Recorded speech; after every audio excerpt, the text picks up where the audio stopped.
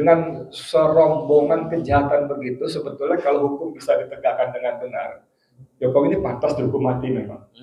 Pada saat sama, pasirnya dikirim ke Singapura untuk reklamasi laut, nambah wilayah, sehingga daratan mereka menjadi lebih luas. Akibatnya bakal daratan lebih luas, garis pantainya maju lagi, dan zona ekonomi eksklusifnya maju ke kita. Kita yang mundur. Jadi kejahatan Jokowi ini, saya kira bukan cuma sampai ke bulan ini. Kalau dia menjual sumber daya alam, mineral segala macam, itu serakah, rakus, greedy dan sebagainya. Oke ya. Tapi kalau sampai menyangkut kedaulatan negara, ini sudah pengkhianat. Pak Prabowo sampai presiden berikutnya, satu, jangan ikut-ikutan, jangan menjadi penerus, jangan menjadi pelanjut. Dan kita minta sampai harus menjadi antitesanya Joko Widodo. Dia bisa mengatakan pada Jokowi, Pak Jokowi, saya memang berjanji begini begitu melindungi Bapak dan keluarga.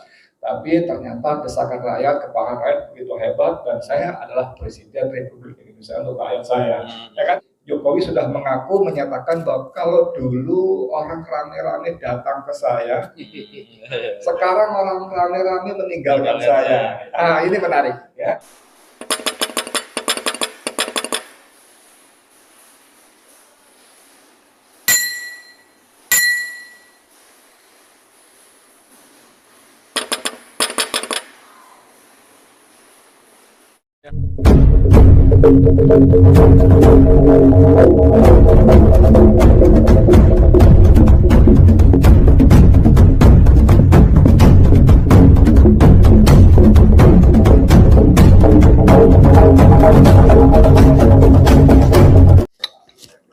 Terima kasih. Bismillahirrahmanirrahim. Assalamualaikum warahmatullahi wabarakatuh.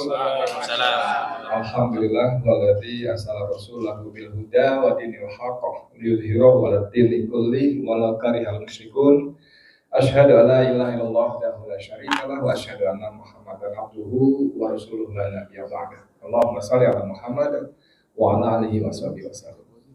Jadi kalau dibilang mewakili wartawan nanti orang marah, gue ngasih mandat dulu kok gitu ya. Dari unsur gitu. Kalau saya wartawan nih yang mewakili wartawan orang marah kami nih. Sensitif nih, soalnya masih banyak juga para tukang cebok. Ngeri. Jadi kalau tahun berapa? 90-an ya, si Nugi lagunya pesawatku terbang ke bulan.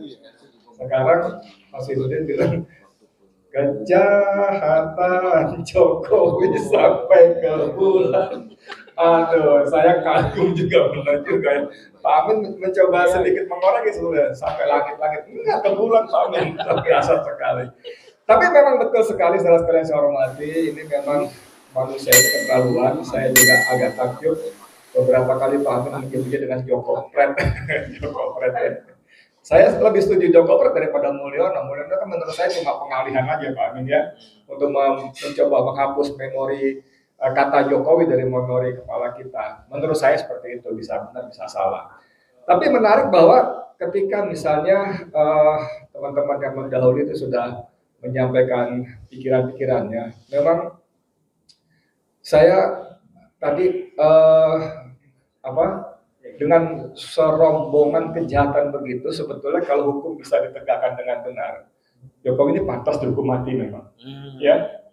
Sekarang misalnya bicara soal pemalsuan dokumen ijazah palsu aja, itu kan dokumen negara. Itu kan ancamannya 6 tahun. Nah, penyidik itu punya wewenang untuk menahan orang yang diperiksa dengan pasal-pasal ancaman 6 tahun. Itu aja udah selesai tuh. Anda bisa bayangkan nggak? Orang yang biasa dilayani, apa-apa telunjuknya sakti, semua bisa terjadi, tiba-tiba diperiksa, di BAP secara normal, kemudian hari yang sama dijebloskan ke penjara. Lalu di penjara itu seenak-enaknya penjara, saya ngalamin, tetap nggak enak. Bahkan di Sukamiskin yang konon katanya para koruptor bisa menjadi juragan di sana, tetap nggak enak. Karena apa? Karena tetap mereka akan keluar dengan berbagai cara, keluar, ketemu istrinya, ketemu keluarganya, nonton tenis di Bali dan sebagainya, kan tetap nggak enak di dalam, berarti gitu loh.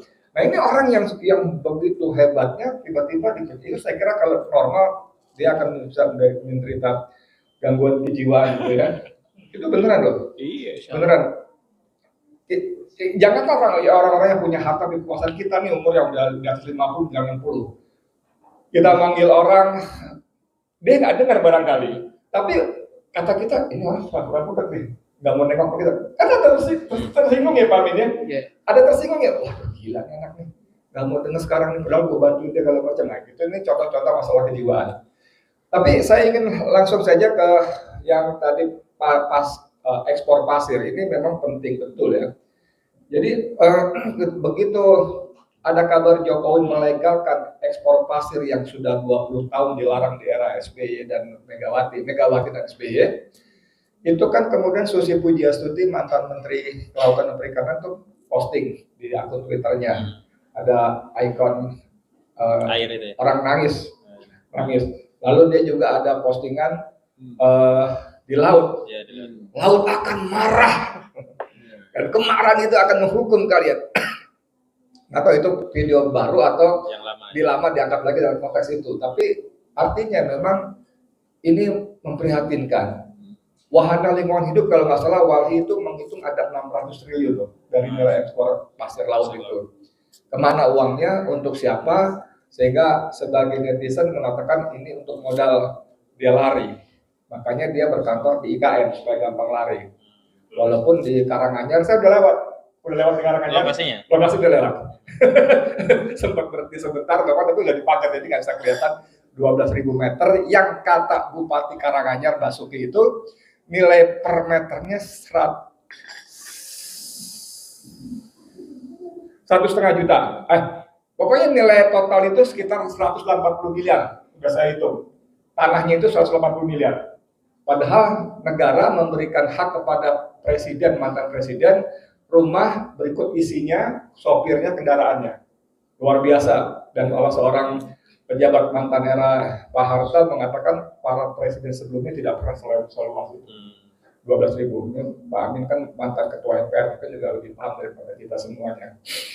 Kembali soal pasir laut tadi Pak, seperti kata Ahmad tadi kan, itu begitu dikeruk pasirnya, pulaunya tenggelam. Dan itu terjadi untuk Pulau Nipah. Pulau Nipah itu udah nggak ada. Nah, ironisnya hukum internasional kita itu batas wilayah kedaulatan negara itu 200 mil laut dari bibir pantai. Zona ekonomi eksklusif 200 mil laut. Nah, kalau pulau kita tenggelam, berarti kan batasnya mundur ke pulau yang belakang ya. Iya betul. Nanti ya banyak kan? Yang masuk ke orang luar itu. Nah, mundur. Oke. Pada saat sama, pasirnya dikirim ke Singapura untuk reklamasi laut. Nambah wilayah. Sehingga daratan mereka menjadi lebih luas. Akibatnya Pak, karena lebih luas, garis pantainya maju lagi dan zona ekonomi eksklusifnya maju ke kita. Kita yang mundur. Jadi kejahatan Jokowi ini saya kira bukan cuma sampai ke bulan ini. Sampai apa? Kalau dia menjual sumber daya alam, mineral segala macam, itu serakah, rakus, greedy dan sebagainya. Oke ya. Tapi kalau sampai menyangkut kedaulatan negara, ini sudah pengkhianat. Pengkhianat dan saya kira harusnya dari kemarin-kemarin kalau DPR bekerja itu pasal 7A Undang-Undang Dasar 45 bisa diterapkan. Nah ini menurut saya harus benar-benar dicegah karena tadi suka nggak suka lah kata Pak Amin tadi. Saya kira di sini kita semua bukan pemilih Prabowo ya. Menurut saya, dugaan saya, kecuali yang itu memang pilih Gibran. Bercanda aja. Bingung yang dituju perasaan gue kagak. Tapi artinya gini, suka nggak suka tanggal 20 Oktober dia akan dilantik gitu loh. Prabowo. Kita nggak memilih, tapi suka nggak suka dia akan dilantik, ya paling yang kita bisa lakukan adalah berharap. Nitip Pak Prabowo sampai presiden berikutnya seperti kata Pak Narko tadi, satu, jangan ikut-ikutan, jangan menjadi penerus, jangan menjadi pelanjut, dan kita minta sampai harus menjadi antitesanya Joko Widodo. Walaupun kita tahu pasti mereka pasti ada kesepakatan, nggak mungkin enggak, pasti ada perkara begini begitu. Tapi kan begitu tanggal 20 Oktober gue presiden ya, Pak Prabowo. Dan ketika desakan orang rakyat termasuk kita ini semakin keras, semakin kencang, kan Prabowo harus berpihak. Dia nggak boleh berpihak kepada Joko Widodo dengan mengabaikan aspirasi dan kehendak rakyat banyak, ya kan? Maka mungkin kalau saya boleh kasih tutorial, saya boleh kasih tutorial pada Pak Prabowo, dia bisa mengatakan pada Jokowi, Pak Jokowi, saya memang berjanji begini begitu melindungi Bapak dan keluarga. Tapi ternyata desakan rakyat, kepahan rakyat begitu hebat dan saya adalah Presiden Republik Indonesia untuk rakyat saya, ya kan?